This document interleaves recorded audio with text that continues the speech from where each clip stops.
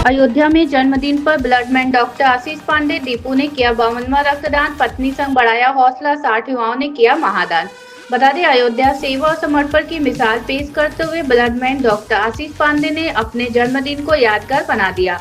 गुरुवार को रीडगंज स्थित कोहिनूर पैलेस में आयोजित विशाल रक्तदान शिविर में उन्होंने 52वीं बार रक्तदान कर मानवता का संदेश दिया।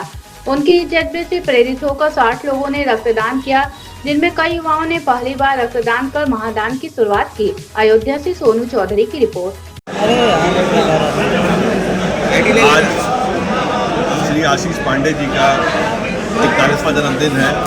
ये बहुत अच्छी मुहिम चलाते हैं जो ब्लड डोनेशन के लिए, और इनकी इसी मुहिम से मैं तो डिस्ट्रिक्ट हॉस्पिटल में देखता रहता हूँ, आए दिन जरूरतमंद की मदद होती रहती है। इनके उज्जवल भविष्य की मैं कामना करता हूँ और इनको इस मुहिम को चलाने के लिए बहुत बहुत धन्यवाद देता हूँ। डॉक्टर साहब, लगातार ये पता नहीं गिनती नहीं है कि इतने बार इस तरीके के कार्यक्रम आयोजन करते रहते हैं। अगर बात करें ब्लड के अभाव की, यहाँ जिला अस्पताल से लेके हर जगह कमी देखी जाती है, लेकिन इनके पास अगर रात में कोई 1 बजे 2 बजे फ़ोन कर देता है तो ये उसके लिए तुरंत ही व्यवस्था कर देते, खुद आ जाते हैं। इसके लिए क्या कहें? बहुत फाउंडेशन है यहाँ पूरे ज़िले में जो ब्लड डोनेशन का काम करती है, लेकिन मेरी अभी तक की जानकारी में संकल्प संस्थान जैसा कार्य कोई नहीं करता। और जो ये समर्पित रूप से रहती है, कभी भी अगर हमने रात बिरात किसी भी टाइम पे फ़ोन किया किसी भी व्यक्ति विशेष के लिए, ऐसा नहीं है कि पर्टिकुलर व्यक्ति विशेष किसी भी उसका हो, किसी के लिए भी अगर कह दिया और इनसे अगर हमने कह दिया भैया आप कार्ड भेज दीजिए, तो उन्होंने तुरंत कार्ड भेज दिया। ठीक, बहुत बहुत बधाई, धन्यवाद। 41वें जन्मदिवस को उपलक्ष्य में आप 52वीं बार ब्लड डोनेट किए, क्या कहना चाहिए? मैं आज के युवाओं को, नौजवान साथियों से आग्रह करता हूं, अपील करता हूं कि रक्तदान महादान है और रक्तदान एकता का प्रतीक है, रक्तदान समागम का प्रतीक है, रक्तदान संभाव का प्रतीक है। नौजवान साथियों से मैं आग्रह करता हूं, अपील करता हूं कि रक्तदान एक ऐसा प्रतीक चिन्ह है जिसमें एकता की झलक है, समरसता की झलक है। और सभी साथियों को, क्योंकि आज आप चले जाइए गांव-गांव, गलियों में जात के नाम पर, धर्म के नाम पर लोग एक दूसरे से लड़ रहे हैं, लेकिन जब ब्लड बैंक में आप पहुंचते हैं तो चाहे हिंदू हो, चाहे मुसलमान हो, चाहे सिख हो, चाहे ईसाई हो, या किसी भी धर्म और मजहब का हो, जब उसको रक्त की जरूरत पड़ती तो ये नहीं देखता कि हिंदू का रक्त है या मुसलमान का रक्त है, सिख का है कि ईसाई का है। वो लोग एकजुट होते हैं, लोगों की जान बचाते हैं। तो मैं आप लोगों से कहना चाहता हूँ, चूँकि आज बुद्ध पूर्णिमा भी है और मजदूर दिवस भी है।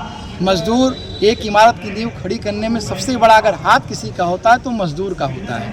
ठीक उसी तरह अगर मानवता की पहल, मानवता को बचाने की बात की जाए, मानवीय संरचना की बात की जाए, तो उसकी सबसे बड़ी नींव मजदूर की तरह एक रक्तदाता की होती है। और रक्तदाता किसी भी, चाहे वो रक्त के अभाव से जूझ रहे व्यक्ति की जान बचाने की बात हो, चाहे समाज के निर्माण की बात हो, वो सर्वश्रेष्ठ और सर्वोपरि माना जाता है। डॉक्टर आशीष पाठक जी ने आपको ब्लड मैन के नाम से कम ब्लड बैंक का नाम दिया, क्या कहना चाहिए? मुझे इनका प्रेम है, स्नेह है। डॉक्टर आशीष पाठक जी हमारे बगल में हैं, हमारे बगल में डॉक्टर गौरव श्रीवास्तव जी हैं। अभी अम्बेडकर नगर से डॉक्टर विजय तिवारी जी, वहाँ के बड़े सर्जन हैं, वो आए हुए थे। डॉक्टर रोली द्विवेदी जी वहाँ की स्त्री रोग विशेषज्ञ हैं, काफ़ी बड़ी, वो भी आई हुई थी। यहाँ पर अभी डॉक्टर निशांत सक्सेना जी IMA के सेक्रेटरी आए हुए थे। यहाँ पर अभी डॉक्टर प्रियंका खरी जी, लोकप्रिय हॉस्पिटल की मालकिन हो, यहाँ की सबसे बड़ी गायनी हैं, वो भी आई हुई थी। सबका प्रेम है, सबका स्नेह है कि आज ये जो परिवार, रक्तदाता का ये परिवार जो मजबूत हो रहा है, कुनबा जो मजबूत हो रहा है, वो आप सबके स्नेह की, आप सबकी दी हुई ऊर्जा की वजह से मजबूत हो रहा है। और हम लोग दिन रात प्रयासरत रहते हैं कि अयोध्या जनपद में, अयोध्या मंडल में किसी भी व्यक्ति की, जो हम लोगों के जानने में कोई व्यक्ति जिसको रक्त के अभाव से जूझ रहा है, उसकी जान रक्त के अभाव में न जाए। डॉक्टर आशीष पाठक जी हमारे बगल में खड़े, डॉक्टर गौरव श्रीवास्तव जी हमारे बगल में खड़े हैं, ये सब खुद रक्तदान करते हैं। और ये सब आज इस कलयुग में, ये डॉक्टरों को ईश्वर का अवतार कहा जाता है, ये ईश्वर के अवतार के साथ साथ ये जान की रक्षा करने वाले भी हैं। ये लोग रक्तदान भी करते हैं और रक्तदान करने के साथ साथ रक्तदाताओं को प्रेरित भी करते हैं। भव्य कार्यक्रम का शुभारंभ विधानसभा अध्यक्ष माता प्रसाद पांडे जी ने। ये हमारे इस कार्यक्रम का शुभारंभ चित्रकूट विश्वविद्यालय में, रामभद्राचार्य जी का विश्वविद्यालय है, वहाँ के कुलपति श्री शिशिर पांडे जी अभी आए हुए थे। नेता प्रतिपक्ष श्री माता प्रसाद पांडे जी आए हुए थे। और यहाँ सुबह से तमाम शिक्षाविद, तमाम राजनेता, तमाम यहाँ पर अच्छे अयोध्या जनपद, अम्बेडकर नगर जनपद के बड़े बड़े चिकित्सक यहाँ आ रहे हैं, अपना आशीर्वाद दे रहे हैं, क्योंकि उन लोगों के प्रयास है कि हमारे देश में प्रतिवर्ष 30 लाख लोग जो रक्त के अभाव से मर जाते हैं। ऐसी परिस्थितियाँ पैदा हो, रक्तदाताओं में इतनी जागरूकता हो कि लोग रक्तदान करने के लिए इच्छुक हों और रक्त के अभाव में किसी की जान न जा पाए। और मैं सबको धन्यवाद देता हूँ और आभार प्रकट करता हूँ जो अपना बेशकीमती समय निकाल करके रक्तदान की इस पूरी मुहिम को मजबूत करने के लिए इस प्रांगण में आज कोहिनूर पैलेस में आ रहे हैं। आज कितने यूनिट ब्लड का टारगेट रखा गया? हम लोगों ने लगभग 100 यूनिट ब्लड का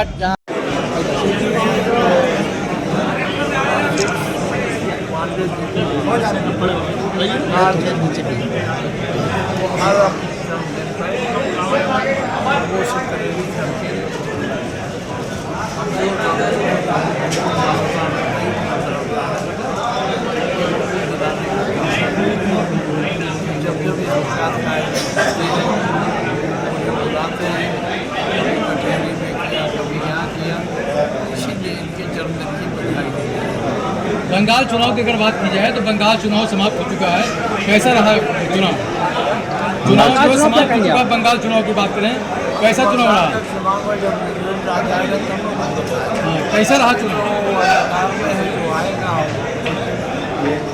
अच्छा, दूसरी बात अगर बात की जाए तो जो चुनाव में लगाए गए थे IPS अधिकारी अजय पाल शर्मा को धमकाया जा रहा है। अजय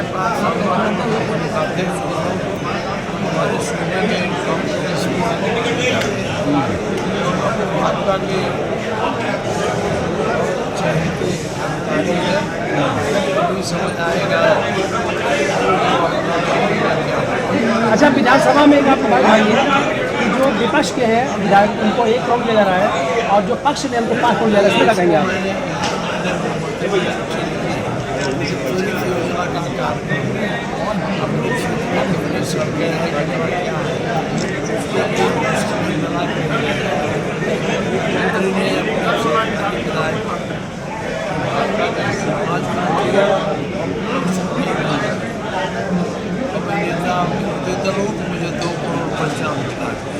महिला आरक्षण को लेकर क्या कहेंगे? महिला आरक्षण को लेकर क्या कहेंगे आप? विरोध चल रहा है इस समय।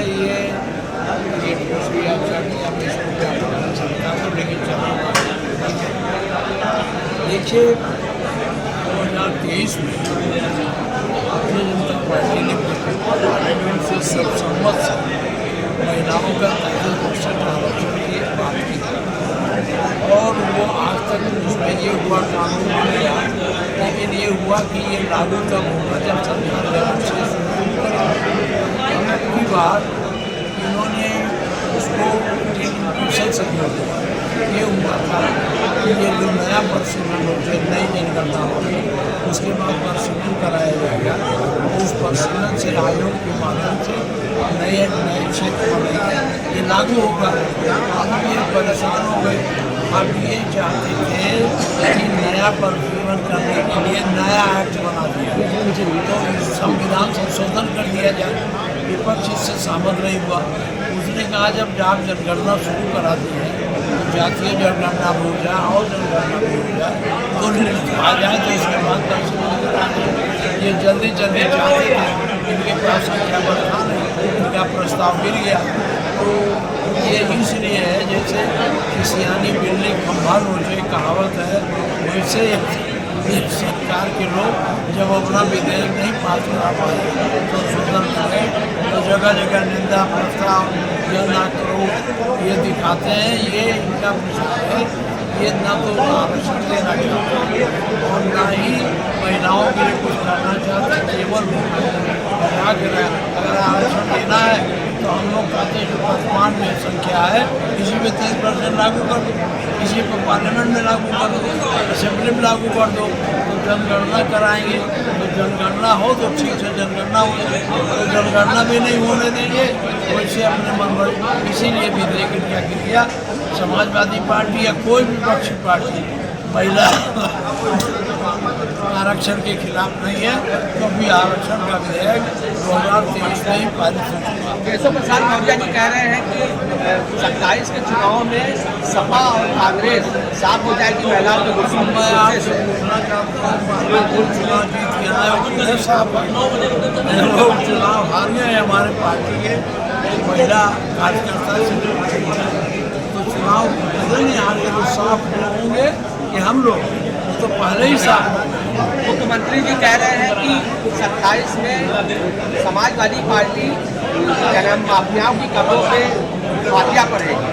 जब वो एक तरफ कहते हमने माफिया खत्म कर दिया, आप दूसरा जवाब देखो, एक तरफ बोलते हैं कि हमारे यहाँ कोई माफिया रहा नहीं है और दूसरी तरफ कहते हैं समाजवादी माफिया। तो माफिया है, माफिया जो सबसे ज़्यादा है वो भारतीय जनता पार्टी में है और वो सरकार के संरक्षण में और एक वर्ग विशेष के, एक जात विशेष के। चुनाव की अगर बात करें तो चुनाव को लेकर के किसकी सरकार बनेगी बंगाल में?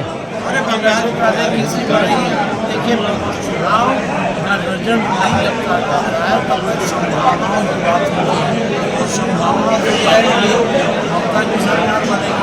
आज मैंने पढ़ाई में 72 पोलिंग है उसके क्षेत्र में पूर्व मतदान का आदेश दिया है। क्या है इतने करने के बाद भी 2000 क्या है मैं नहीं जानता, लेकिन मैं जानता हूँ कि रही है इनको लगता है कि सरकार 27 के चुनाव को लेकर क्या चुनाव को लेकर क्या कहेंगे? चुनाव में समाजवादी पार्टी आएगी। पंचायत चुनाव क्यों नहीं कराया जा रहा है, ये क्या कारण है? चुनाव नहीं कराया जा रहा, उनसे धन्यवाद।